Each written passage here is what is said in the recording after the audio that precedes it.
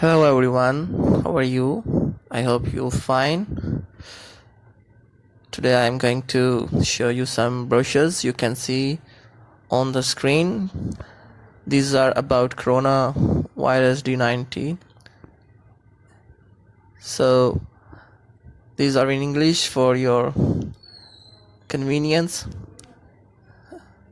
I hope you will spare some time to study them. So being the president of Global Sense Movement, is our awareness campaign against corona epidemic, and we aim at eradicating it as quickly as possible, being the organ of United Nations, the whole world, particularly Pakistan's government of Pakistan and the government of the Punjab.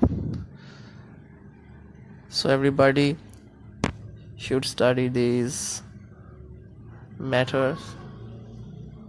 The brochures are being shown on the screen, so you should take good care of yourself after studying this. You should act upon the pieces of advice, not only for yourself but for others as well.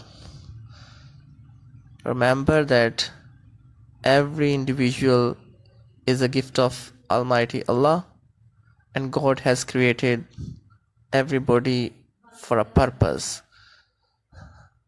So don't forget that you are a purposeful personality, very precious too.